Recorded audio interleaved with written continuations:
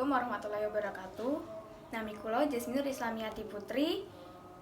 Saking kelas 12 MIPA 7 absen 11. Kula badhe nampilaken tembang Pupuh Kinanti.